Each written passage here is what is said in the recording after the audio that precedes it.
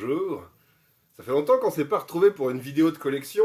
Et il y a plusieurs raisons, hein. Je vais essayer d'y revenir un peu en préambule. Parce que l'air de rien, ça fait quasiment 1 an que la chaîne existe. Enfin, la chaîne, on s'en fout, elle existait déjà avant, je postais des vidéos dessus. Mais les premières vidéos de collection, ça va faire à la fin du mois. Ça fait 1 an que j'ai posté la première. Et au final, on a dépassé la cinquantaine. Donc c'est peut-être le moment de faire un petit peu un bilan sur les vidéos de collection comme ça. Parce que voilà, est-ce qu'on va arriver à ma collection DVD Blu-ray partie 75, 80, 90, 100, je ne sais pas. J'ai toujours envie de vous montrer des trucs, mais voilà, j'avais envie de revenir dans cette vidéo sur pourquoi là ça s'est ralenti un petit peu. Alors, il y a plusieurs raisons, hein. J'avais dit que j'allais réduire un petit peu l'achat. Bon, quand je vois tout ce que j'ai à vous montrer aujourd'hui, oui, j'ai réduit, mais j'en ai déjà trop à vous montrer aujourd'hui, parce que ça fait trop longtemps qu'on s'est pas vu. Donc je vais faire ce que je peux. Oui, il y a aussi le fait que, moi quand j'ai commencé à faire ces vidéos-là, c'était principalement pour essayer de joindre d'autres passionnés de cinéma, pour pouvoir échanger là-dessus.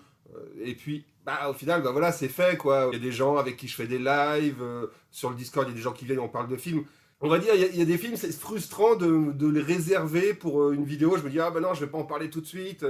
Alors qu'il y a des gens sur le Discord qui parlent des films qu'ils ont vus le jour même, tout ça. Et je dis, non, j'en parlerai dans une vidéo, parce qu'après, il n'y aura plus rien à parler en vidéo, voilà. Et puis, il y a des films, je me dis, ouais, mais ce serait bien qu'on en discute. Et puis, j'ai pas eu le temps de faire des lives où on peut discuter vraiment de films en particulier. On a parlé de sujets, tout ça, mais on n'a pas vraiment décortiqué des films. Ça pourrait être l'occasion, hein, d'un live de sortir des films comme ça au hasard et d'en parler. J'ai un peu le cul entre deux chaises quand je fais une vidéo, c'est-à-dire que je sais pas si c'est pas mieux dans un autre format et tout. Et après, les gens qui ont commencé à me suivre, c'est parce qu'ils aimaient probablement bien ce format-là, que je montre des trucs et que je parle des films. Donc en plus, voilà, je voudrais pas proposer du contenu qui emmerde les gens. Quand je fais un live sur la chaîne d'un truc de 5 heures, il y a peut-être des gens qui se sont abonnés pour les vidéos où je montrais des trucs et qui voient ça, qui disent je m'en fous, moi j'ai pas envie d'écouter 5 heures des gens qui blablatent et tout sans qu'on me montre des éditions. Donc, voilà, je suis un peu au bout d'1 an là, je sais pas trop quoi faire pour essayer de contenter un peu les gens qui viennent. Ça n'a jamais été mon objectif, hein, d'être youtubeur et de contenter un public ou quoi que ce soit. Mon objectif, ça a été de parler avec les gens de cinéma. Et donc, forcément, là, je suis plus tenté de faire des lives parce que j'aime bien parler d'un film, mais j'aime bien en parler avec quelqu'un, pas devant une caméra. Moi, une caméra, c'est un peu intimidant, mais c'est aussi, ça donne pas le change, quoi.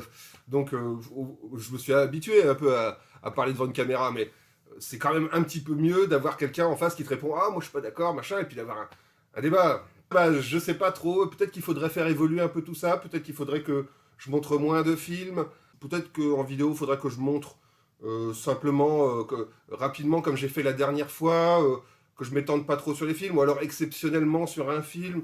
Je sais pas, franchement, dites-moi dans les commentaires ou sur le Discord, dites-moi ce que vous préférez qu'on fasse, parce que moi, je suis content, super content de pouvoir discuter de films, et j'ai envie plutôt d'en parler en direct, en fait, avec vous. Moi, ce que j'ai envie de faire, c'est qu'on fasse encore plus de live, où il y a des gens, y compris qui ont des chaînes, hein, des passionnés de cinéma qui viennent, et puis qu'on discute de plein de films, de tout ça. J'aimerais bien pouvoir le faire dans ce décor-là, avec la vidéo et tout. Mais bon, d'une part, j'ai pas encore la fibre, donc avec la vidéo, on va pas trop essayer de faire des faits. Et d'autre part, c'est pas toujours facile d'organiser un live aux horaires qui conviennent à tout le monde. Et puis ici, là, juste au-dessus, il y a la chambre. Et quand ma femme a besoin de se reposer et qu'elle dort, j'ai pas envie de gueuler comme ça dans le salon. Donc je vais généralement, pour faire les lives, me cacher dans mon petit cabanon de jardin. Je peux pas toujours être dans le décor, donc quand il y aura la vidéo, j'essaierai de décorer mon cabanon de jardin, mais ça va être un petit peu plus rousse qu'ici. Voilà le préambule que je voulais faire, hein, pour expliquer, pour faire un petit bilan sur cette année, pour dire pourquoi ça s'est ralenti un petit peu, comment j'envisage un petit peu la suite. Je sens que je vais le faire à l'impro, de toute façon, si j'ai envie de faire un live, je ferai un live, si j'ai envie de montrer des trucs, je montrerai des trucs. Mais est-ce qu'il n'est pas temps de changer un peu de format ou tout ça? Vous me direz quoi? Je m'étais dit, je vais faire une petite pause comme ça avant de montrer des trucs, d'avoir un petit peu plus de choses à montrer. Et au final, je me suis laissé déborder parce que j'ai trop de trucs à montrer. Et en plus, il y a des trucs dont il y a des trucs dont j'ai déjà un petit peu parlé dans des lives de certaines personnes. Il y a des trucs dont on va parler dans des lives d'autres. Donc ça commence à devenir compliqué, vous comprenez? Donc voilà, je vais faire ce que je peux pour continuer ces vidéos-là. J'ai déjà commencé par une longue intro, mais bon, fallait que je vous le dise. on va commencer tout de suite, genre, on va pas plus tarder, hein, donc dites-moi dans les commentaires tout ça, si ça vous dérange pas qu'on fasse plus de live, si vous voulez que je fasse un autre format, machin, peut-être, ou que je fasse en live des critiques, peut-être, je sais pas. Donc voilà, dites-moi si vous avez des idées. Et on va commencer tout de suite, hein, je vais pas plus traîner. Quel meilleur film pour commencer? Bon, ça veut dire, le gars il est pas là, il fait pas de vidéo pendant un mois, il commence sur ce film-là. Bon, ce film-là, il est apparu dans ma collection. Il est apparu, c'est-à-dire que je cherchais un film, et qu'est-ce que c'est que cette connerie? Parce que j'ai un ami, encore le même, hein, toujours le même, j'ai un ami qui, quand il vient à la maison, ça lui arrive, il était venu, je crois que c'était après qu'on ait vu Dune au cinéma, et puis il était venu manger, tout ça, et pendant que j'étais aux toilettes, j'imagine, il a caché, il s'est amusé à cacher des films à la con dans ma collection. Voilà, c'est une habitude, hein. À chaque fois que je l'invite, généralement je vérifie, hein, quand il est parti, il m'a pas bougé des trucs, il m'a pas fait des conneries. Mais là, j'ai pris une semaine à m'en rendre compte qu'il m'avait mis ça dans mes films. Et bon, bah, c'est un ami qui a décidé de me faire toute la collection de Raja Gosnell. Et ce coup-ci, il m'a mis les Schtroumpfs 2. Ouais. Non, mais... non, mais là... alors, je sais pas s'il y a un 3. Oh non, mais... Je ne dis rien parce que... Voilà. Parce que j'ai déjà le 1, il m'avait déjà acheté le 1. Voilà, donc maintenant j'ai le 2, c'est génial. Alors, d'ailleurs, le grand Schtroumpf, ils l'ont pris exactement pareil. Hein. Ils ne sont pas trop fait chier, on dirait. Mais là, attention, voilà, j'ai une édition collector. Moi, ça sent le Nose à plein nez. Hein. Je crois que c'était à Nose, pas cher. Donc, je pense que c'est pas ruiné. Mais bon, teste la peine. Et voilà, pourtant, c'est une édition ultra collector. Hein. Enfin, ultra collector. Il y a 3 disques. Il y a le Blu-ray 3D, le Blu-ray, le DVD. Voilà, c'est super. Je l'ai regardé. Ah, il va t'en faire un cadeau, je suis obligé de regarder. J'avais déjà fait 20 minutes sur les Schtroumpfs. Hein, certains d'entre vous se rappellent peut-être que j'avais parlé 20 minutes des Schtroumpfs. J'espère ne pas parler 20 minutes des Schtroumpfs 2. Parce que bon, putain, surtout que, voilà, je vous dis... Là, vous allez me dire, là, par rapport à la première question que j'ai posée en intro, vous allez me dire, non, mais c'est bon, arrête de faire des vidéos, c'est pour nous parler des Schtroumpfs 3. Oui, bah, écoutez, hein, voilà, quoi. Je le fais parce que ça lui fera plaisir, ça lui fera plaisir. Il me les offre rien que pour que je fasse des vidéos dessus. Alors, peut-être si j'arrête d'en parler, il arrêtera de m'en donner. Donc, ça, faut réfléchir. Surtout qu'en plus, à chaque fois, je défends un petit peu ces trucs-là. Est-ce que je vais le défendre? Je vais essayer de faire simple. On va dire que dans l'animation 3D, bon, bah, évidemment, il y a Pixar qui va s'adresser et aux enfants et aux adultes, et où on va pouvoir y retrouver des choses pour tous les âges, tout ça. Et je trouve que c'est un petit peu plus difficile, tous ces types de films-là, la Chihuahua de Beverly Hills, les Schtroumpfs. C'est un petit peu plus difficile de s'éclater quand on est un adulte en regardant ça. On n'est pas dans le haut du panier du film d'animation 3D. C'est un genre qui maintenant est surpeuplé en plus, donc de la concurrence, il y en a. Vous trouverez 1 milliard de films en 3D mieux que les Schtroumpfs 2, évidemment. Mais de là à le défoncer, faut peut-être pas déconner. Voilà, c'est ça que j'ai encore envie de dire. C'est à peu près, le constat est à peu près le même que pour les Schtroumpfs 1. Et je dirais que, oui, ils souffrent de la comparaison avec des films plus qualitatifs, mais pris individuellement en tant que film, bah, c'est pas honteux non plus. Et d'ailleurs, là où on voit que Raja Gosnell, il a trouvé la recette pour faire des films pour enfants à l'appel, bah, c'est que ça repose exactement sur les mêmes choses que le 1. C'est le même. Est-ce que je vous fais le scénario? Alors, ce qui est intéressant dans celui-ci, c'est que ça revient un peu sur la Schtroumpfette, les origines de la Schtroumpfette et tout ça. Ah, j'en reviens pas que je vais partir sur les Schtroumpfs 2. Arrêtez-moi si je suis trop long. Ouais, vous pourrez pas. Voilà, en live, vous pourrez me dire, mais arrête, Antoine, on s'en fout des Schtroumpfs 2. Passe à autre chose. Mais là, ça se trouve, je vais partir dans un tunnel de 20 minutes dessus. Donc voilà, pourquoi je sais pas si ça vaut le coup que je continue à faire des vidéos comme ça. Bon, bref. Les Schtroumpfs 2, ce qui est intéressant, c'est que la Schtroumpfette, on voit un petit peu ses origines, parce que ça montre que, à la base, alors, pour ceux qui ne connaissent pas, Gargamel, le vilain sorcier, il avait créé une Schtroumpfette pour foutre la discorde parmi les Schtroumpfs, parce qu'ils étaient que des gars, et il leur a envoyé une fille pour foutre le bordel. Mais elle n'était pas bleue à la base. À la base, c'était les naughty, ils disent en anglais, mais je crois que c'est les canailles, avec de la terre, de la boue, je sais pas quoi. et une incantation magique, il avait créé une femelle schtroumpf qui était grise à la base, qu'il a envoyée dans le village. Elle a foutu le bordel, tout ça, elle était pas gentille. Et le grand schtroumpf, à l'aide d'une recette, l'a transformée en vrai schtroumpf. Et puis elle était beaucoup plus sympa. Et voilà, c'était moins le bordel dans le village. Donc voilà. Chaque année, elle célèbre son anniversaire en tant que schtroumpfette. Elle se pose toujours des questions identitaires sur est-ce que je suis vraiment une vraie schtroumpf, est-ce qu'ils vont m'accepter. Elle a toujours un petit peu peur de redevenir une canaille. Là, en plus, le coup classique pour son anniversaire, on veut lui faire une surprise. Et elle pense que tout le monde a oublié. Voilà, ça arrive dans. Il y a énormément de. Alors, je pense pas que ce soit une bonne idée de faire des surprises d'anniversaire au final, parce que on voit que c'est le départ de plein de malentendus dans les films. C'est-à-dire que voilà, elle pense que tout le monde s'en fout de son anniversaire. Elle qui a des problèmes déjà identitaires d'appartenance, on va dire, à la communauté des Schtroumpfs. Elle voit que tout le monde a oublié son anniversaire alors que c'était une surprise. Et donc elle est triste et elle va chouiner dans un coin. Et là, elle va se faire kidnapper par deux autres canailles qui sont envoyés par Gargamel, qui est à Paris, qui maintenant fait des spectacles de magie à Paris. Et il envoie ces deux canailles pour capturer la Schtroumpfette et la ramener parce qu'il espère obtenir d'elle la recette pour transformer les canailles en Schtroumpf. Parce que comme lui peut créer des canailles, et ben si en plus il a la recette pour pouvoir les transformer en Schtroumpf, ça lui fait des Schtroumpfs à volonté qu'il peut créer. Et comme ça, il peut leur pomper le jus. Le but de Gargamel, c'est de pomper le jus des Schtroumpfs pour en faire du jus magique qu'il met dans sa canne, dans sa baguette magique, pour pouvoir avoir plein de pouvoirs. Et voilà, tous les pouvoirs qu'il a, il les tire du jus des Schtroumpfs. S'il peut à la fois faire des canailles et pouvoir les changer en Schtroumpfs, il aura une usine à Schtroumpfs et il sera content. Voilà. Et donc évidemment, le grand Schtroumpf part avec trois autres Schtroumpfs.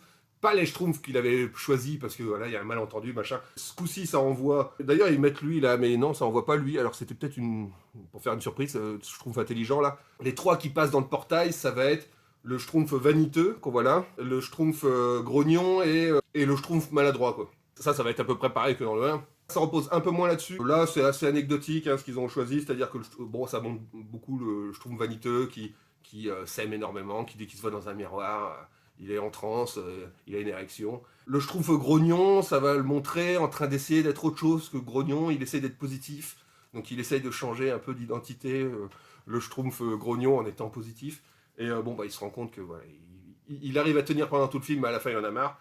Oh, je vous spoil, désolé. Le maladroit, oui, là, il est là juste pour de temps en temps pour que ça déconne, mais ça s'attarde pas trop sur lui. En fait, ça va s'attarder beaucoup plus sur la Schtroumpfette et sa relation avec les deux canailles qui l'ont...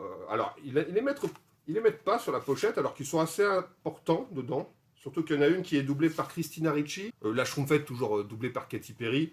La canaille, c'est un peu une imo, quoi. C'est-à-dire qu'elle est grise, elle a les cheveux noirs avec une petite mèche bleue.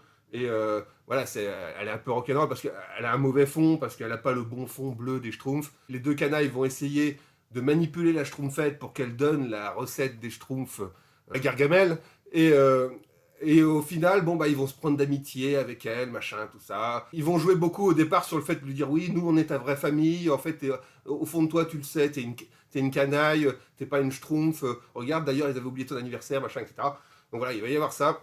Et en parallèle, ça va reprendre aussi les personnages humains qu'il y avait dans le 1, avec Neil Patrick Harris, accompagné d'un nouvel acteur là, qui va jouer son beau-père. Neil Patrick Harris, là, le héros humain du 1, en fait, quand il était gamin, son père l'avait abandonné, sa mère a retrouvé un autre homme, et voilà, c'est ce beau-père-là. Ce beau-père-là, il l'a jamais trop accepté, parce qu'il lui en veut, de s'être séparé de son perroquet, parce que le beau-père était allergique, en fait non, je vous spoil pas tout, mais bon, voilà, bref, il n'a jamais trop accepté ce beau-père, et donc en fait, ça va être un peu la même recette que pour le 1. Dans le 1, c'était la parentalité, voilà, parce qu'il allait avoir un enfant, tout ça.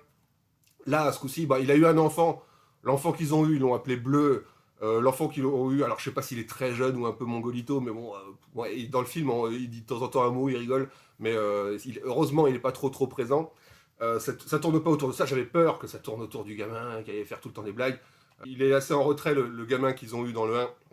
Heureusement, ils n'ont pas axé là-dessus.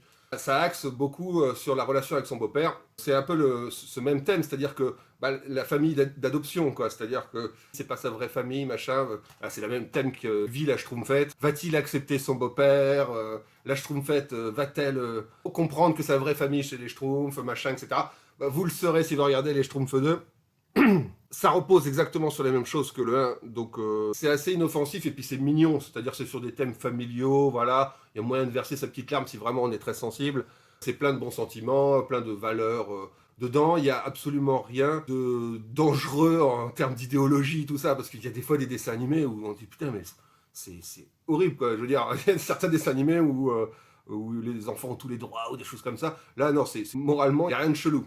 L'action est un petit peu gratuite, dans le sens où celui-ci est en 3D, voilà, et donc il y a des scènes d'action qui sont là que pour les effets 3D, hein, voilà, où il va y avoir des vols en oiseaux, notamment la scène avec la roue de manège, là, il y a les fameuses roues là où on monte en manège, qui va se décrocher, rouler dans la ville, alors que c'est une catastrophe et t'as tout le monde qui est waouh c'est beau, bon voilà, on voit que c'est pour enfants parce que c'est un truc qui doit être dramatique là, tout le monde s'en fout un peu. Mais bon, c'est une excuse pour faire encore des effets, tout ça. Donc il y a des scènes d'action qui servent pas à grand chose, mais le rythme est plutôt bon, justement. Le beau-père est sympa, il est sympathique, surtout qu'à un moment, le beau-père va être retrouvé, transformé en canard. Donc voilà, il va y avoir une relation entre ce beau-père qui est un canard avec Neil Patrick Harris. Et puis le beau-père joue plutôt bien, je sais plus quel est l'acteur, Brendan Gleeson. Brendan Gleeson, ça me dit quelque chose, en plus j'ai dû le voir dans d'autres trucs. Et ouais, il jouait plutôt bien. En plus, ce qui est un petit peu bizarre, c'est que voilà, il est très très très sympathique, quoi. Il est très très compréhensif. Voilà, c'est vraiment une carpette le beau-père, hein. Il n'engueule jamais son beau-fils de le traiter comme un chien. Donc Neil Patrick Harris paraît un petit peu comme un con, quoi, d'être aussi agressif avec ce beau-père qui fait ce qu'il peut. Mais bon, il s'en rend compte au bout d'un moment et puis il s'aime, il l'appelle papa. Voilà, donc c'est mignon. Bon, je vous spoil, mais bon, je pense qu'il y a un faible pourcentage d'entre vous qui va regarder les Schtroumpfs 2. Et voilà Ancasaria qui reprend le rôle de Gargamel, bon, qui s'en sort bien, qui est très caricatural, hein, qui joue comme s'il était dans un cartoon. Donc c'est Ancasaria qui est connu pour faire les doublages de pas mal des personnages des Simpsons par exemple. Donc voilà, c'est plutôt un bon acteur qui est énormément dans le surjeu, mais on peut pas critiquer le surjeu dans les Schtroumpfs. Voilà, c'est un cartoon, voilà, avec en live action avec des images de synthèse. Ce coup-ci, j'ai pas regardé les bonus, voilà, donc je vais pas vous décrire les coulisses du truc, mais je pense que c'est à peu près pareil que dans le 1. Il y en a qui disent le 1 était dégueulasse, le 2 est encore pire. Ouais, je saurais pas dire. Franchement, ça se vaut, hein. C'est deux films qui sont exactement sur la même recette. Donc si vous avez aimé les Schtroumpfs 1, vous aimerez probablement les Schtroumpfs 2. C'est parce que c'est à peu près la même chose. Et ouais, bah ça. Évidemment, voilà, on n'est pas dans le haut du panier des films en images de synthèse, mais les films sont pas honteux non plus, ça se regarde en famille. Voilà, si vous avez des jeunes enfants, je pense qu'ils devraient apprécier. Il n'y a pas trop de blagues de paix, il y en a, hein. Ça, évidemment, il y a des blagues de paix. Oui, il y a un peu trop de jeux de mots aussi, hein, les jeux de mots. Bon, évidemment, tous les trucs Schtroumpf y passent, là, ça, ok, mais non, mais même là, il y a des quand l'autre, le beau-père est en canard, bah, tous les jeux de mots vont être sur les canards, le vol, les oiseaux, machin. Donc l'humour repose beaucoup sur les jeux de mots, donc ça c'est assez pourrave. Mais voilà, il y a un petit peu d'action, tout ça, un petit peu de suspense, des bons sentiments, ça passe. Voilà. Ouais, j'ai déjà fait trop long sur les Schtroumpfs 2. Voilà pourquoi ça sert à peu. Moi, je vais continuer à faire des vidéos, mais alors il y en a peut-être qui adorent que je passe 20 minutes sur les Schtroumpfs 2. Mais bon, voilà. J'ai eu ça. Merci, cet ami qui m'en cache. Arrête de m'en cacher, là, j'ai plus de place. Puis c'est bon, j'en ai assez des rachats Gosnell, j'ai compris le principe. Je les regarde sans déplaisir, mais après, je sais plus où les foutre, quoi. Donc, bon, bref. Je sais pas du tout par où commencer. Peut-être faire par thème un petit peu. Ouais, j'ai les films français. J'ai eu quelques films français. Alors, il y en a un que j'ai changé. Il y en a un, j'avais eu défectueux. C'est Le Grand Bleu. Le Grand Bleu, bah, voilà, c'est cette belle édition Digibook, c'était sympathique. Mais le Blu-ray ne marche plus, je l'ai gardé quand même, éventuellement pour changer la boîte, on verra. Et finalement, j'ai retrouvé une édition qui n'est pas défectueuse, c'est l'édition anglaise. Le dauphin, l'affiche est à l'envers, on voit. Un truc que certains ne savent pas, c'est que le Grand Bleu, à la base, la VO n'est pas en français. Et ça, ceux qui sont vendus en France, alors celui-ci qui est défectueux, mais maintenant ESC a refait un pressage, mais il n'y a que la version française. Il n'y a que le doublage français dessus. Je trouve que c'est honteux, parce que c'est sur un Blu-ray, avec la version longue et tout, on s'attend quand même à ce qu'ils foutent la VO, quoi. Ouais, alors je sais qu'il y en a qui... je crois que Luc Besson avait considéré la version originale, c'est la version française, gna gna gna. Mon cul, le film il est filmé en anglais, tous les acteurs ils jouent en anglais. Dès que le film commence, ça se voit que c'est doublé, quoi. Donc si vous aimez les versions originales, essayez de le voir en anglais, ce film, Le Grand Bleu. Parce que, voilà, c'est son doublage d'origine. Et Jean Reno qui se redouble, bon, il en a l'habitude, hein, parce qu'il s'est redoublé dans tous les films américains où il a joué. Mais là, c'était la première fois, je crois, qu'il se redoublait. Et bon, c'est pas aussi bien. C'est moins bien doublé en français que la version originale. Donc c'est un peu dommage. Il y en a peut-être qu'on trouvait que ça faisait un peu bizarre le film et tout, à niveau du jeu d'acteur. Bon, il y a peut-être d'autres raisons, parce que la direction d'acteur de Luc Besson, voilà, il veut un truc presque, j'ai pas envie de dire cartoonesque, mais il veut un truc un peu... Il y a certains acteurs qui peuvent être un peu dans le surjeu, on va dire, dans du Besson. Mais ça vient pas que de là, cette impression que le jeu d'acteur est particulier. C'est parce que, en fait, voilà, tous les gens qui l'ont vu en français, Le Grand Bleu, ils l'ont vu dans une version doublée. Et ça, il y en a plein qui ne le savent pas, donc je profite de cette vidéo pour le dire. Donc moi, je voulais, quitte à rechanger, parce qu'il est défectueux, quitte à rechanger le Blu-ray, je voulais pas racheter l'édition ESC qui n'avait pas la VO. Je voulais trouver une édition qui est la VO et la VF, au cas où, hein, comme ça. Donc là, je crois qu'il y a aussi la VF. Oui, il y a aussi la VF dessus. Donc comme ça, voilà, il y a moyen de comparer. Et je voulais surtout qu'il y ait la version longue et la version courte. Dans celle-là, il y a les deux.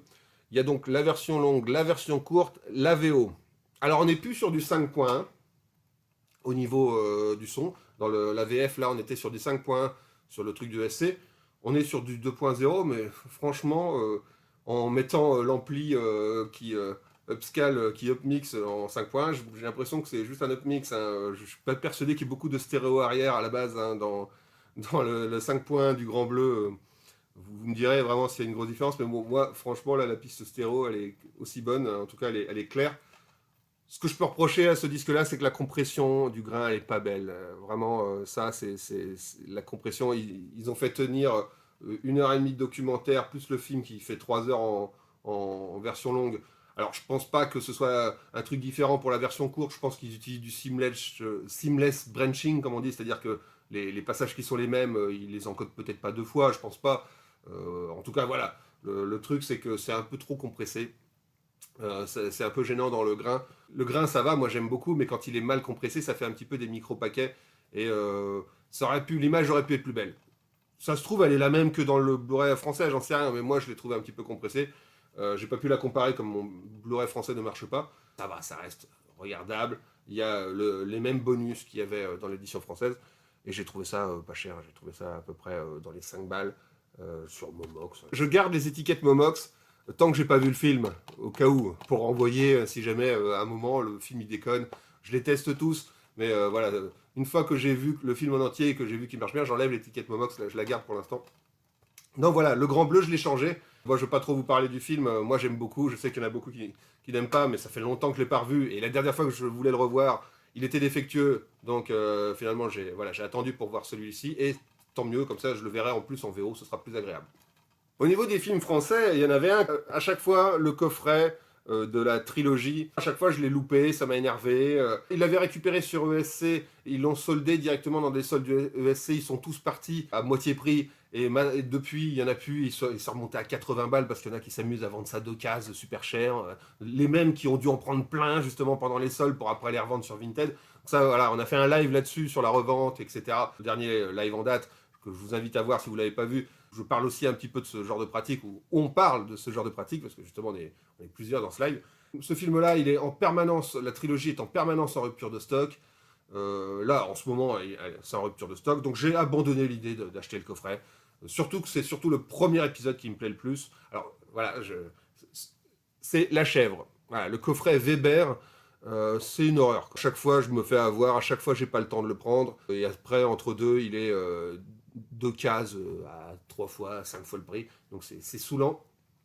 Et au final, La Chèvre, c'est mon préféré de la trilogie, même si j'adore le duo Depardieu, Pierre Richard, il est génial ce duo-là, donc on pourrait me le faire pendant 10 films, que les 10 films seraient bien selon moi. Ça m'embêtait de prendre La Chèvre individuellement à 10 balles, mais j'ai réussi à trouver La Chèvre, je crois, à 6 euros. De trouver des films français dans les 6 euros, c'est assez rare, hein, ou des trucs trucs de merde, mais des films comme La Chèvre, tout ça, c'est assez difficile.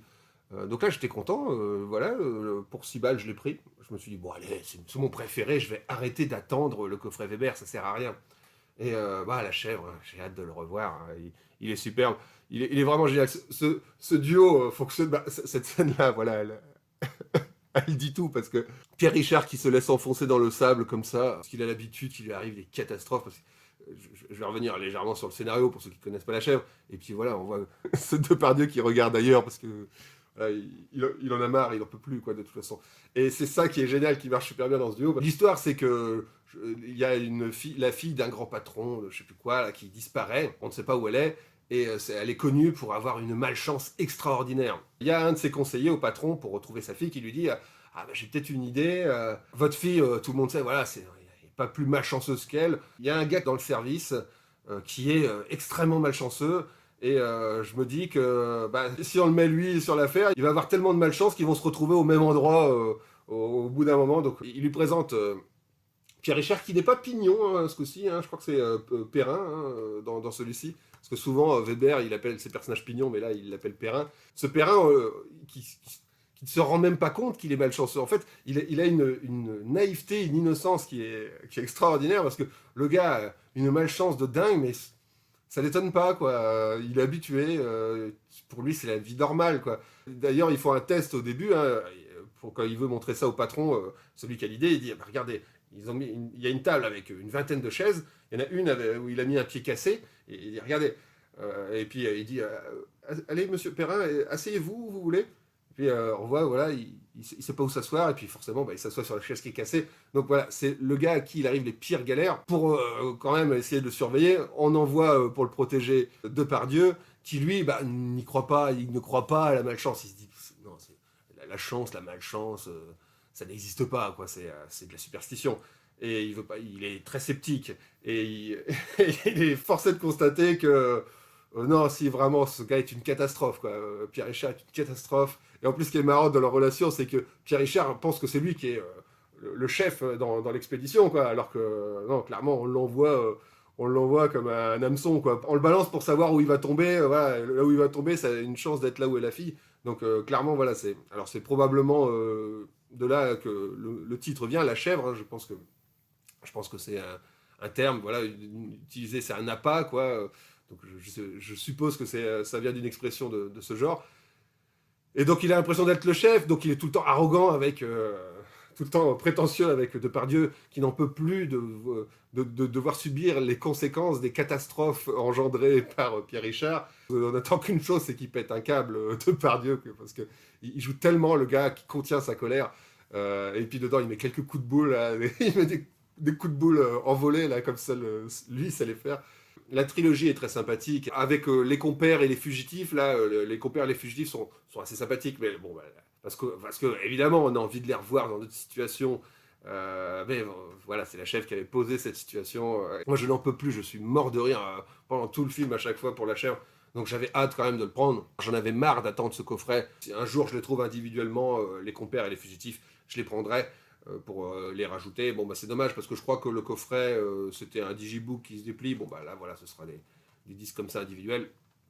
Mais bon, c'est plutôt cool. Et surtout que dedans, il y a un documentaire, La mécanique du rire, sur Francis. J'ai commencé à regarder le début, ça a l'air sympa, ça a l'air vraiment très bien sur Francis Weber. Et ça parle en partie de la chaîne, mais pas que. Et il y a un commentaire audio de Francis Weber et Pierre Richard. Alors ce qui est marrant, j'ai regardé un petit peu le commentaire. Enfin, j'ai pas encore revu le film, mais je voulais tester un peu les bonus. J'ai regardé un peu le commentaire audio. Francis Weber et Pierre Richard regardent le film. C'est-à-dire que il y a des moments où ils disent rien. Ils ont dû oublier qu'ils étaient en commentaire audio et ils regardent le film. Donc pendant 10 minutes, personne qui parle. Tu dis, j'ai bien activé le commentaire audio, quoi. Oui, c'est juste qu'ils étaient en train de regarder le film. Et de temps en temps, ils se réveillent et puis ils disent, ils donnent une petite anecdote. Et c'est toujours marrant de les entendre. Et voilà, comme je dis, le documentaire de quasiment 1 heure, il est plutôt bien foutu. J'ai pas encore tout regardé. J'attends de revoir le film pour voir le documentaire à la suite. La Chèvre, hein, évidemment, un grand classique de la comédie française que je vous conseille. Un autre film français que j'ai trouvé à un prix défiant toute concurrence. Alors, généralement, j'arrive pas à le trouver à ce prix-là. Là, je l'ai trouvé à 3 €, alors que normalement, il est toujours plus cher. Dans les caches, les films français, surtout les comédies françaises, on est encore sur de la comédie française classique, généralement ils savent que ça se vend quand même bien. Je sais plus qui l'avait dit dans un live, je crois que c'était Jocelyn, il avait assez raison, il disait pour lui les cash converters, tout ça c'est un petit peu les nouveaux vidéoclubs. Et c'est pas faux, hein, c'est vraiment le film voilà, où on passe, on se dit tiens, qu'est-ce que je vais regarder parce que ça coûte le même prix que de louer un film, sauf que là en plus si ça nous plaît on le garde, si ça nous plaît pas on le revend. Donc effectivement, c'est un peu les nouveaux vidéoclubs, les cash converters. Et bah évidemment, les films français, les comédies françaises classiques, voilà, ça part plutôt bien. C'est comme les Disney, ça part plutôt bien.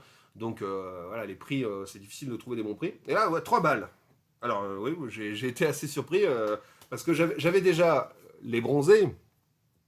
Et voilà, j'ai trouvé à 3 euros les bronzés font du ski. Bah, alors finalement, ouais, les deux trouvés sur Momox au final, hein. Je les ai, voilà, l'étiquette montre que je les ai toujours pas revus, hein. J'attendais d'avoir les bronzés fond du ski pour revoir les bronzés.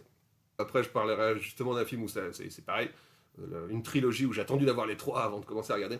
D'ailleurs, il y en a une autre que j'ai attendu d'avoir les trois avant de commencer à la regarder, je l'ai pas encore commencé, c'est Le Hobbit.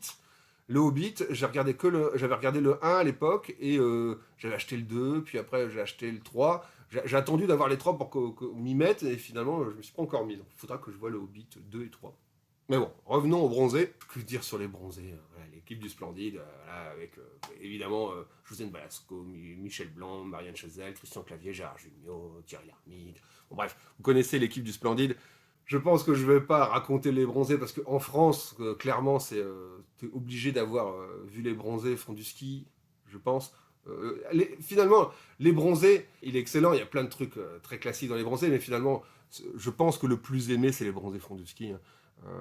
C'est le plus cité, peut-être le plus drôle hein, des deux, hein. Il y a des trucs très drôles dans les bronzés, mais les bronzés font du ski. Pour le coup, c'est une suite très très réussie, hein, où ils ont réussi à retrouver la bonne humeur du cast qu'ils avaient, tout en enchaînant les gags.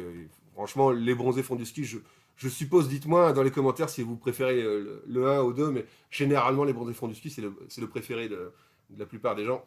Le premier des bronzés, il n'est pas que drôle, il est plus mélancolique. Il y a des moments mélancoliques quasiment à certains moments. Bon, pas non plus des masses, hein, c'est majoritairement drôle. Il y a probablement beaucoup plus de gags dans les bronzés font du ski, avec les différents personnages qui reprennent leur rôle hein, et leur caractère, hein, avec Jean-Claude Duss, avec aussi Thierry Lhermitte, qui est aussi un dragueur.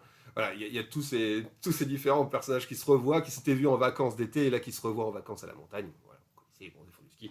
Je vais pas en parler plus. Donc là, oui, c'est une édition. Alors, c'était vendu comme une édition belge, mais au final, c'est les mêmes éditions. Donc je ne vois pas ce qu'il y a de belge là-dedans. C'est Studio Canal, machin. Donc au départ, je me suis dit, ouais, j'ai eu peur. Je me suis dit, c'est peut-être pour ça que c'est à 3 balles. Ça se trouve, c'est juste en flamand. Ou alors sous-titre flamand imposé. Non, non, non, pas du tout. Ils sont quand même marrants parce qu'ils mettent français 5 points.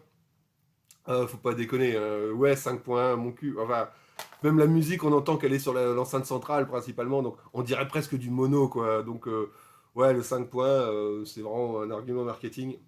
Peut-être il y a un effet à un moment, je ne sais pas. Mais non, faut pas déconner. L'image, ça va. Les masters, ça va. Je crois que l'image est un petit peu plus belle sur celui-ci, mais aussi parce qu'il était plus lumineux avec la neige blanche, tout ça. Donc, généralement, quand il y a plus de lumière, il y a moins de grains. Donc il est un petit peu moins granuleux, il me semble, que le premier. L'image est un peu meilleure, l'image est relativement correcte. D'ailleurs, j'ai pas parlé de l'image de la chèvre. Le master est plutôt correct, mais un petit peu flou, hein, ce qui est bizarre, hein, parce que le master est beau, hein, mais assez flou. Donc en augmentant la netteté de la télévision, il y a moyen de... Parce que la compression est plutôt bonne, donc il y a moyen de rattraper ça. Les masters Gaumont, c'est pas toujours ouf, hein. Il y a des trucs qui sont assez mal étalonnés, tout ça. Là, l'étalonnage, ça va à peu près. J'ai pas eu grand chose à changer sur la luminosité, tout ça. Mais voilà, un petit peu flou la chèvre. Et oui, j'attends des fois d'avoir une trilogie, tout ça, avant de commencer. Bah, il y en a une que je vais pouvoir commencer. Enfin, pouvoir commencer. J'avais vu le premier. C'est souvent ça, hein. Souvent, c'est rare que j'achète une trilogie où j'ai pas vu le 2 et le 3 sans avoir vu le premier non plus. Là, j'avais vu le premier que j'avais trouvé plutôt cool, j'avais trouvé ça bien. Et en plus, j'ai entendu des bons échos de la trilogie en général. J'étais assez surpris parce que je pensais pas que ça allait marcher en tant que trilogie. L'original, j'avais 2 souvenirs beaucoup aimés, mais je me rappelle plus parce que je l'ai vu il y a longtemps. Je l'ai vu quand il était sorti à télécharger, j'imagine. Hein. Bon, depuis, je l'ai acheté en Blu-ray, hein, mais peut-être que dès qu'il était disponible en téléchargement, je l'avais regardé, et puis je ne l'ai jamais revu depuis, l'original, le premier de la trilogie, et j'ai pas vu les suites, et de ce que j'en ai entendu, bah, c'était plutôt une bonne trilogie, donc bon, bah, je les ai achetés, et c'est La planète des singes. Alors, La planète des singes, les nouveaux de Matt Reeves, je crois, c'est peut-être une connerie parce que je connais pas assez. Alors, le premier, il est de Rupert Wyatt. Hein, alors, je dis peut-être une connerie.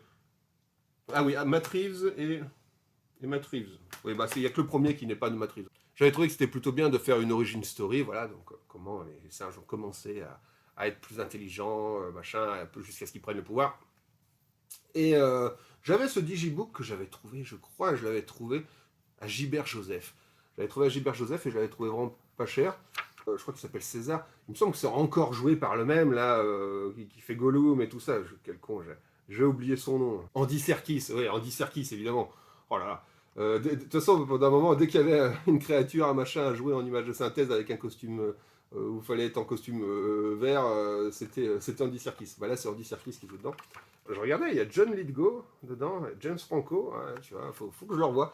Faut que je revoie. J'aime beaucoup John Lithgow, je pense qu'il doit avoir un petit rôle. J'avais acheté ce digibook de l'original de La planète des singes, et bah, je pourrais pas vous en dire grand chose, hein, parce que je l'ai vu il y a super longtemps, mais j'avais plutôt aimé. De souvenir, j'avais plutôt aimé, j'avais trouvé que c'était bien foutu, et bah voilà. Après, j'avais pris Planète die Affen, Révolution, voilà, c'est la version allemande. D'ailleurs, il y a le FSK dégueu, je crois pas que ce soit réversible. Ah si, c'est réversible, mais quel con, j'aurais dû la retourner. Et par contre, même en la retournant, ce sera quand même marqué en allemand. Mais au moins, il n'y a plus le logo. Voilà, c'est ce que je vous avais déjà... Je sais pas si je l'ai déjà montré, ça.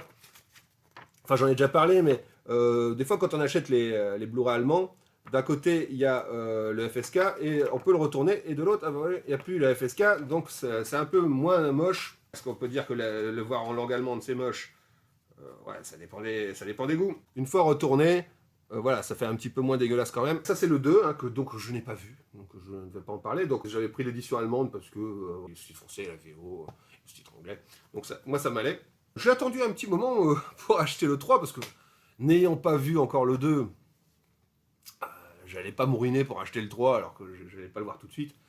Et j'ai attendu de pouvoir le trouver à 3 euros. Voilà, je l'ai trouvé à 3 euros. Alors là, ce coup-ci, c'est l'édition américaine. War of the Planet of the Apes. Alors c'est un zone A. Hein. C'est un zone A. Il est zoné. Hein. Donc celui-ci, je ne le conseillerais pas hein, si vous n'êtes pas en mesure de lire les zones A. Pourtant, il y a les sous-titres français. Hein. Il y a les sous-titres français, il y a les sous-titres anglais. Donc tout ça, voilà, c'est nickel. Il suffit de pouvoir lire le zone A. Donc moi, je peux lire les zones A. Moi, ce que je conseille, enfin, ce que je conseille. Moi, ce que je fais, c'est que j'ai mon ordinateur qui est en zone A et qui est branché en HDMI sur l'ampli et puis sur la télé. Et j'ai ma PS4 qui est en zone B. Donc au final, voilà, quand j'ai envie de lire à zone A, je le mets dans l'ordi. Quand j'ai envie de lire à zone B, je le mets dans la PS4. Donc si vous avez deux appareils, en avoir parce qu'un ordinateur, on peut facilement choisir la zone. Donc c'est pour ça que je vous dis ça. Un ordinateur, vous pouvez la choisir, mais vous avez le droit qu'à 5 changements de zone. Donc faites gaffe, vous n'en changez pas sans arrêt. Et si vous avez prévu d'utiliser votre ordinateur, enfin si vous avez un lecteur Blu-ray sur ordinateur, parce que malheureusement maintenant il y a de moins en moins de lecteurs physiques sur les ordinateurs. Mais bon, si vous avez un lecteur Blu-ray sur votre ordinateur, bah, je vous conseille de le mettre en zone A, de le brancher voilà, sur la télé. Comme ça, vous avez un lecteur zone A aussi. C'est toujours pratique. Donc voilà, La planète des singes. J'ai la trilogie à voir, donc je vais la voir là. Donc ouais, bon. Un digibook français, un MRA allemand et puis un import américain, donc c'est n'importe quoi. Pour 10 balles à peu près, hein, peut-être le digibook, je l'avais payé peut-être 4-5 balles. Mais ces deux-là, je les ai payés 3 balles à chaque fois. Donc voilà, ça m'a fait d'avoir la trilogie pour pas trop cher. C'est vrai que dans une collection, c'est dépareillé, c'est pas super. Mais n'ayant pas encore vu, j'allais pas me lancer dans des grosses dépenses. D'autant que je suppose que ça sortira en 4K. Et si j'aime vraiment beaucoup, je prendrai un coffret des 3 en 4K et je remplacerai tout ça. Je garderai peut-être le digibook qui est joli.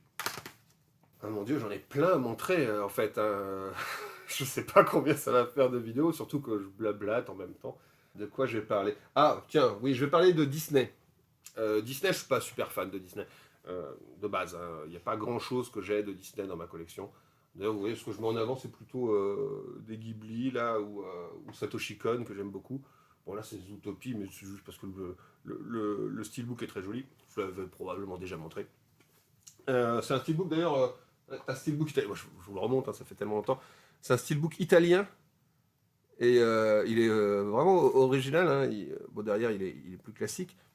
Mais c'est joli d'avoir pas de titre dessus, quoi, d'avoir que l'image. Surtout que je l'avais trouvé à un prix dérisoire. Je le dis dans la vidéo où je l'avais présenté, je ne sais plus dans laquelle. Je l'avais vraiment trouvé à un prix dérisoire. Mais Disney, j'ai pas grand chose. Si, j'ai Alice au Pays des Merveilles que j'aime beaucoup. Au final, il y en a 3-4 qui m'intéressent. Si, il y a Blanche-Neige. Blanche-Neige, je l'avais déjà montré, je l'ai en DVD. Je l'avais gradé en Blu-ray, mais il manquait le Blu-ray du film. J'aime bien, c'était marqué bon état, ou très bon état même, ça se trouve sur Momox. Hein.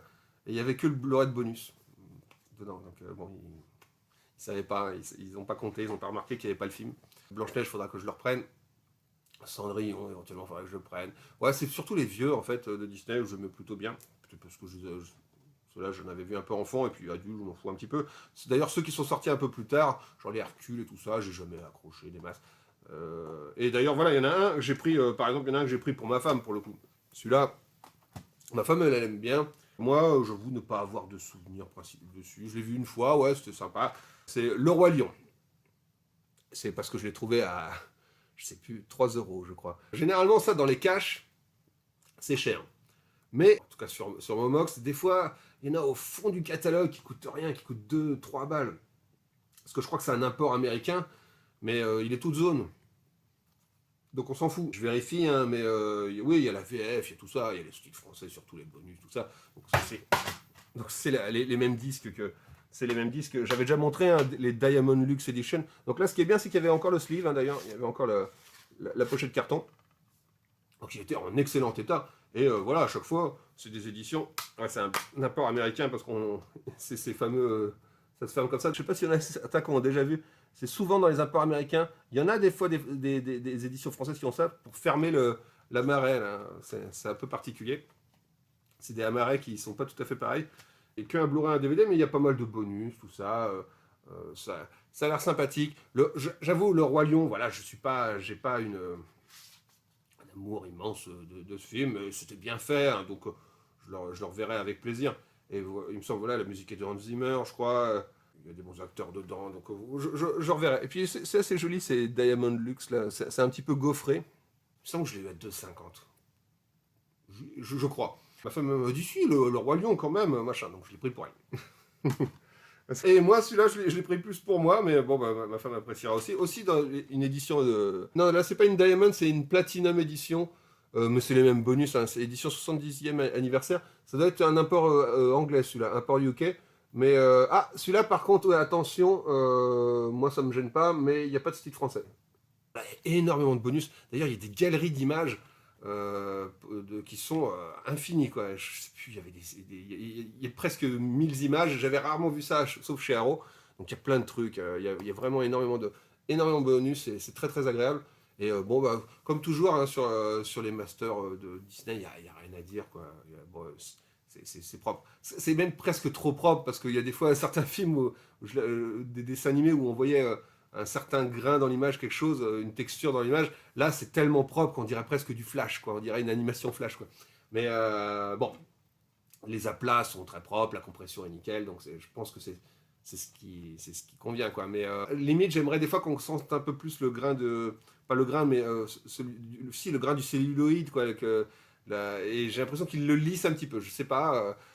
Ça fait tellement, ça fait presque fait par ordinateur et on perd un peu, sauf sur les arrière-plans. Généralement dans les Disney, les arrière-plans, on voit un piqué au dessin, tout ça, mais tout ce qui est personnage se déplaçant, j'ai l'impression que les aplats, ils les retouchent par ordinateur. Ça fait un petit peu fait par ordinateur. Moi, ça me gêne un peu sur les masters Disney, mais voilà, ils sont irréprochables en termes de compression, en termes de tout ça. Donc voilà. J'ai repris Pinocchio et Le Roi Lion.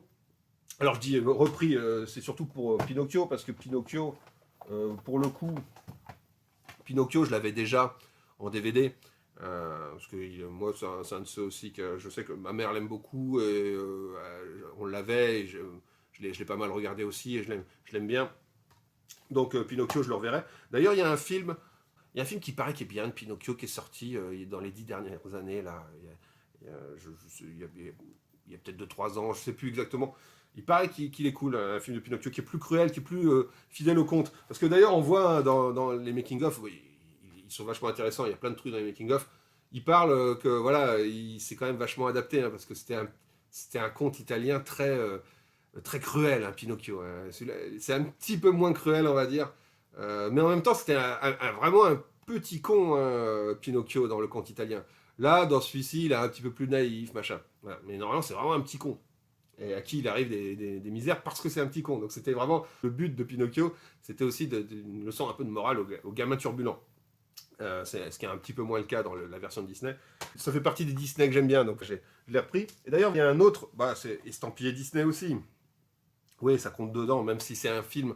C'est un film, c'est entre les deux. J'avais le DVD déjà. C'est Tron. Alors ça, c'est le DVD. Hein. C'est l'édition que j'avais depuis longtemps. Ça fait longtemps que j'ai cette édition collector. Je dis collector parce que je pense pas qu'il y avait de boîtier carton, mais peut-être il y avait un disque de bonus et puis le film. Je sais qu'il a des défauts, le film. Peut-être qu'il a des petits problèmes de rythme. Il accuse son âge hein, sur certains points, mais esthétiquement, c'était la première fois que dans un film, il y avait autant la présence d'images de synthèse à l'écran. C'est bien avant Avatar et tout ça. C'est-à-dire que d'ailleurs, il y a un petit côté Avatar hein, dans le fait que le personnage, il arrive dans un monde où après, il est entouré de CG, quoi. Mais la CG des années 80. Je ne sais pas si vous allez pouvoir voir des images, mais tout le monde connaît Tron. Est-ce qu'il y a un livret? Non, il y a une pub. Si, il y a un livret, mais il n'est pas illustré. Si, enfin, légèrement. Alors, on voit le héros user, l'utilisateur. Il y a une pub pour le jeu PC Tron. Bon, alors ça... Il n'a pas marqué les mémoires, hein, le jeu PC Tron. C'est un film qui, esthétiquement, visuellement, il n'y a rien qui ressemble à ça. Vraiment. Alors, il y en a qui vont trouver que ça fait ultra vieillot, mais non, justement, ce côté... il est ultra rétro, ce film, en fait. Il est plus rétro que vieillot. Hein.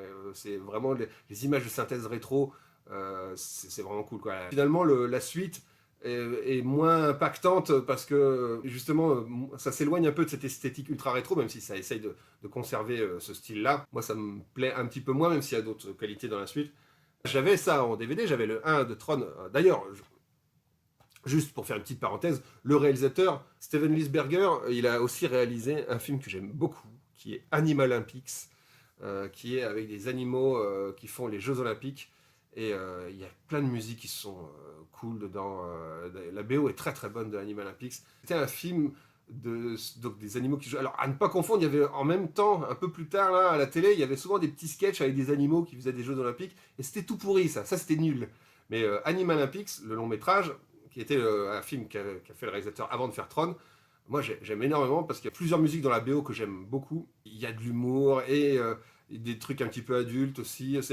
Je trouve le ton est bien trouvé, même si c'est du vieux dessin animé. Et c'est un dessin animé qui est passé totalement inaperçu parce il s'est tombé en pleine guerre froide. C'est-à-dire que c'était pendant les Jeux Olympiques de Moscou, donc un film américain sur les Jeux Olympiques de Moscou, alors que c'était un petit peu en froid les États-Unis et la Russie. Voilà, il n'en a pas eu une promo de fou.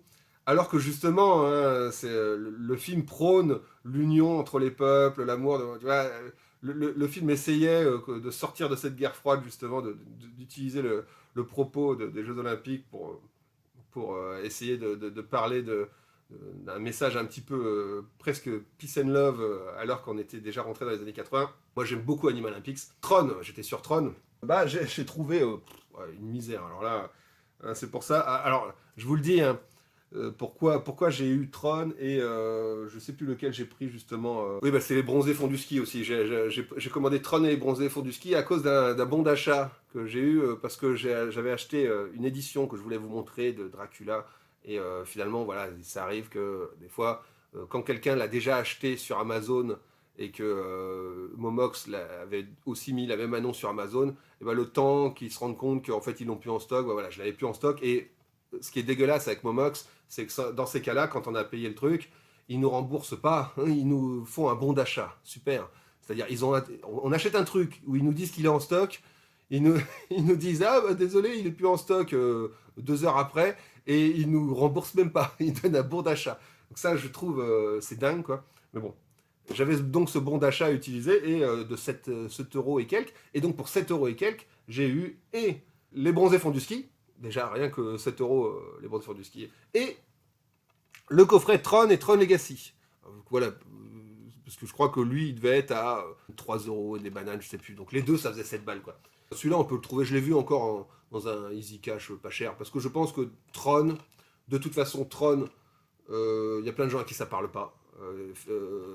Visuellement, il y en a plein qui doivent trouver ça dégueulasse, j'imagine. Et Tron Legacy, on peut pas vraiment dire qu'il a énormément marché. Clairement. Alors que la BO de Tron Legacy, elle est de Daft Punk. Il y a des super bons trucs dans la BO. Il y avait aussi encore Jeff Bridges qui reprenait son rôle. Il y a des bonnes choses. Moi, j'ai envie de le revoir. Je sais pas comment il a vieilli, hein, Tron Legacy. D'ailleurs, il est beaucoup plus long que Tron normal, hein. C'est peut-être qu'il a. Moi, je me souviens, quand j'avais vu Tron Legacy, j'avais trouvé qu'il avait des longueurs, hein, quand même. Il y avait des beaux visuels, mais il y avait des moments un petit peu lents. Et surtout, bah, je vois qu'il fait plus de 2 heures, alors que l'original faisait 1 heure et demie. Il avait déjà un rythme un petit peu lent, hein, l'original. Il a un côté très contemplatif de ce cybermonde. Je trouvais que c'était une suite plutôt honorable. Moi, j'avais trouvé que, notamment, la scène des motos était cool aussi. Je continue d'avoir une préférence pour la scène des motos originale, parce que la scène des motos originale, il y a vraiment ce côté, le jeu du serpent, là, sur une grille. Là, elles sont un peu plus libres, les motos, tout ça, donc ça fait un petit peu plus classique, ça fait moins jeu vidéo presque. Mais voilà, il y a cette volonté de moderniser la chose dans Tron Legacy. Et bon, ce qui est pas mal, il était assez respectueux de l'original, Tron Legacy. Donc je suis content d'avoir les deux, là, comme ça, de les avoir en HD, quoi, pour un prix dérisoire. Hein. Là, c'est même pas 1,50 € le film, quoi, un truc du genre. Ça va. Juste, je tiens à préciser, ça c'est le coffret anglais. Sur le coffret anglais, le Tron original, il y a bien, donc il y a la VF, il y a le style français. Très bien, pour ceux qui aiment, mais bon, il y a aussi la VO et les sous-titres anglais.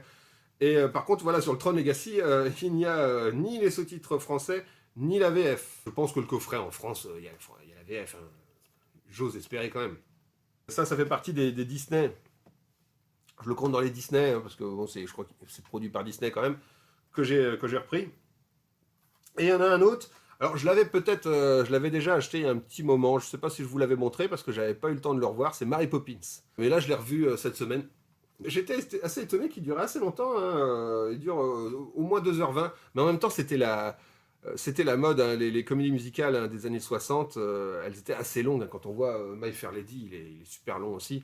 Parce qu'il y a plein de numéros, et encore, ils voulaient en mettre encore plus, hein. Quand tu regardes les making-of, tu vois qu'ils ont coupé plein de numéros musicaux, parce qu'à chaque fois, ils avaient 50 numéros musicaux qu'ils voulaient mettre dedans. Et bah oui, bah toujours, moi j'aime beaucoup Mary Poppins. Enfin, moi ce que j'aime beaucoup dans Mary Poppins, bah, les chansons sont très cool. Je connaissais bien la VF, hein, quand j'étais gamin, mais c'est vrai que là, ça fait longtemps que je le revois plus qu'en VO. Je trouve la VO est meilleure. La voix, Mary Poppins, c'est un peu moins une voix de grand-mère dedans. Bon, même si les VF sont très correctes, hein, sur ces comédies musicales, ça chante. Le truc, c'est que ça chante en français dans les VF. Et ils adaptent des trucs, hein, et on perd des fois une subtilité qu'ils voulaient mettre dedans. Ils essayent pour que ça rime, quoi. C'est un peu le souci d'une adaptation d'une comédie musicale. Je sais que c'est très très difficile, mais on est obligé de. Il y a plein de trucs qui sont assez plutôt bien adaptés, hein, dans le. Mais c'est mieux écrit en anglais quand même. Enfin, voilà. Après, c'est subjectif peut-être, hein, mais en tout cas, moi j'aime beaucoup en anglais. Mary Poppins, pareil, c'est un classique. Je vais pas m'étendre trop longtemps dessus. Il y a à la fois des numéros, des musiques qui sont bien, qui sont bien interprétées, et à la fois quelques numéros de danse, et aussi des effets spéciaux qui sont vraiment bien faits, avec à la fois des super beaux décors, hein, des super beaux décors, des cascades, où ils sont tenus par des fils et tout ça, et également de l'intégration des personnages en les entourant de dessins animés, comme dans Roger Rabbit. Et ça c'est assez cool, on voit dans le making-of, hein, comment ils les ont filmés. Par exemple, quand ils se baladent, je vais dire en français pour ceux qui connaissent en français, là, sur la chanson Quelle jolie promenade avec Marie. Quand ils sautent dans les dessins de Burt, le clochard multi-talentueux, hein, Burt, il est à la fois musicien, cheminot, artiste. Il fait tous les boulots, hein, dans le Burt, joué par Dick Van Dyke, qui est vraiment. Alors, Mary Poppins, c'est la star du truc, hein, elle est dans le titre, tout ça, mais c'est vraiment Dick Van Dyke, il est extraordinaire aussi dedans, il est très très présent. Dick Van Dyke dedans, il a vraiment une grande présence physique, hein, c'est-à-dire que ce soit dans les numéros de danse, dans les expressions faciales, et Dick Van Dyke, c'est vraiment son show, hein, clairement. Hein. C'est lui qui a les prouesses physiques les plus, et en termes de danse, les plus impressionnantes. La scène où ils vont dans les dessins de Burt, c'est un dessin animé autour d'eux, et voilà, le sol, ils ont dû le faire en vrai, et puis ils ont intégré après ça avec un système de projection devant un miroir, machin, pour recréer une image composite. Quand ils sont sur des tortues, tout ça, ils les filment sur un fond noir, tout ça, en position, et puis après, ils dessinent autour, hein, pour faire toute la scène. Et donc, en termes d'effets spéciaux, c'était assez extraordinaire. Les chansons sont vraiment bien, les numéros de danse sont vraiment cool. Alors, le message, c'est assez marrant parce qu'il y a des bonnes idées, mais on sent que c'est Disney.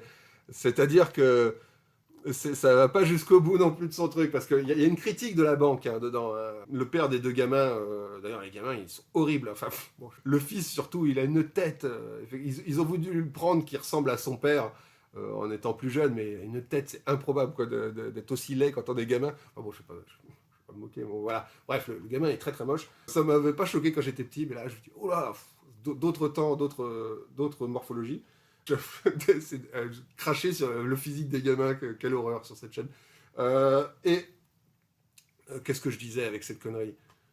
Oui, voilà, le père des deux gamins, parce que bon, je ne vais pas raconter l'histoire de Mary Poppins, voilà, c'est une famille d'anglais, ils ont deux enfants, le père il est banquier, la mère elle est tout le temps dans les causes féministes. D'ailleurs, la cause féministe en prend un petit coup, hein. Bon, c'est d'autres temps, d'autres mœurs, hein. C'est-à-dire que c'est parce qu'elle est tout le temps dans ses ralliements féministes qu'elle n'est pas présente auprès de ses enfants, donc un petit message un petit peu conservateur dessus, mais bon.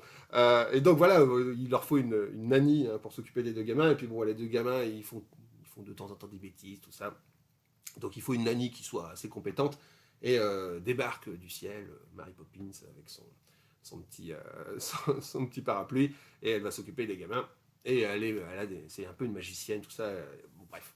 Il va y avoir des choses sur aussi le père qui est très occupé par cette banque, qui veut à tout prix que son fils il comprenne l'importance du capitalisme, machin, tout ça. Il va amener son fils au boulot, et Mary Poppins, elle va avoir foutu le bordel dans la tête du gamin avant, elle va lui avoir raconté l'histoire d'une clocharde avec ses oiseaux, tout. Et bon, bref, je reste assez vague, mais bon. Vous voyez Mary Poppins. Le gamin, il va avoir ses 2 sous qu'il a amenés pour aller au boulot de son père, et il va avoir envie de donner les 2 sous à la clocharde dont a parlé Mary Poppins, alors que voilà, à la banque, tout le monde attend le gamin pour lui dire il faut que tu places tes sous parce que ça va te prendre de l'argent. Et d'ailleurs, c'est aussi Dick Van Dyke qui joue le vieux, hein, donc vraiment, il a une grosse présence. Le personnage masculin principal qui accompagne souvent Mary Poppins va aussi jouer le vieux directeur de la banque. Et voilà, ça va foutre le bordel au boulot de son père parce que le gamin va pas vouloir donner son fric, puis ça va créer un peu la cohue dans la banque. Et le père va se faire virer. Le film a le cul entre deux chaises, ça va faire rire à la fin. Je me dis, ça va se terminer façon Dupont de Ligonnès. Il va rentrer parce que on le licencie, on l'humilie, en plus on lui casse son chapeau, tout ça, on lui retourne son parapluie. Elle dit voilà, t'es viré. Et il part en chantant, tout ça, et il arrive à la maison tout joyeux. Ça donne l'impression il dit papa va vous emmener en vacances, et puis ils vont se jeter dans un ravin en voiture. On a l'impression que ça va se terminer comme ça. Enfin non, on se doute que ça va pas se terminer comme ça, comme c'est un Disney. Mais voilà, quelque part il est libéré de son boulot dans le capitalisme, dans cette banque qui, à un moment ils le disent, hein, c'est un peu comme une grande prison. Donc il y a quelques messages un petit peu là-dessus. Mais bon, le film, voilà, il a un cul entre deux chaises parce que ouais, certes, ils travaillent plus dans la banque, mais comment ils vont faire? C'est lui qui a ramené tout le fric.